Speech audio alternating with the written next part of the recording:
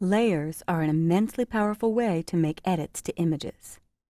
What we're going to do is apply a really cool effect to these eyes to make every fleck show.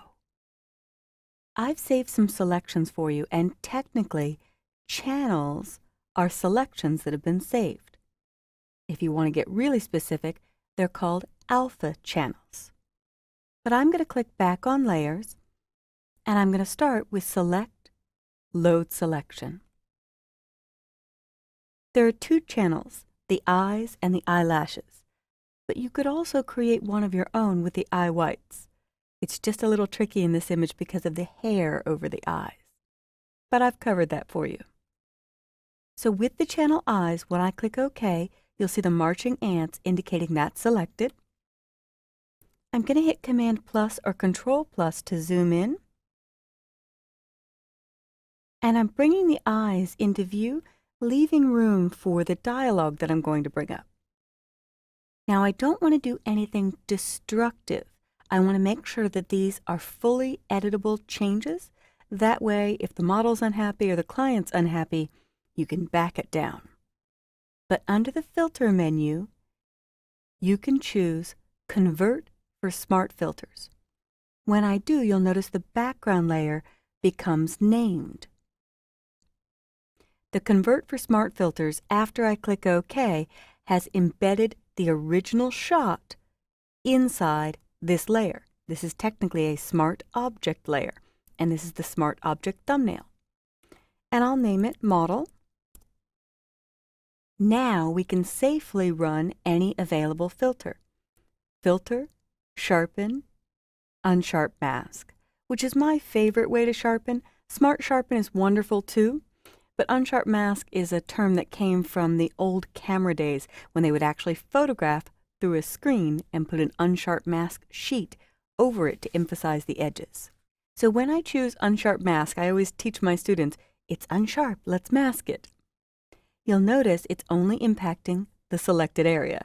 And if we did it to her whole face, that would just be cruel, so we aren't going to do that.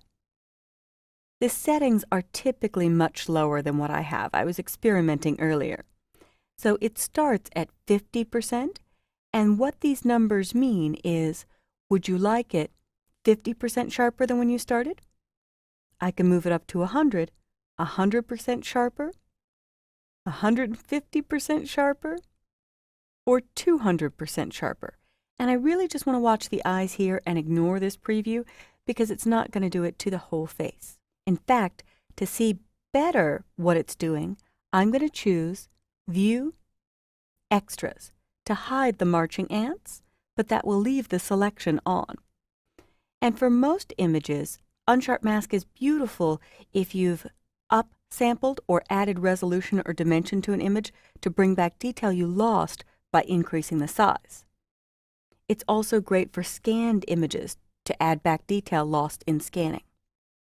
But with eyes, you can really go too far.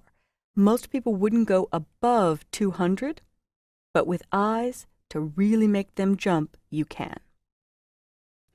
Now the radius is the thickness of the sharpening line, and in this case, it will make for a much deeper edge of darkness right at the tip where the eye whites meet the iris.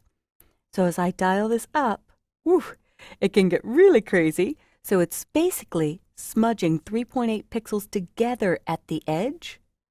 So you can go for smaller numbers depending on how sharp you want it, or larger numbers to almost create completely new tones and colors. By smudging 12 pixels, all the blue in her eye pushed out the yellow and green that's right near the pupil. So this can just really show you what is in an eye and all the colors that exist there. So you could see the real light blue originally with a little bit of yellow and green. All right, I'm going to go too far because I know I can back it down. So when I hit OK, and I'll zoom out with Command minus or Control minus, it's safely applied Unsharp Mask. If I click the eye icon, here's before, little flat and dull, although a beautiful shot, a compelling shot. Turn it on again, and it just electrifies the image, as if she's peering into your soul, I feel like. Now let's do one more thing to make the eyes more compelling. Burn the eyelashes a little. Most women wear mascara, and even if we don't, our eyelashes are typically a little darker than our hair color.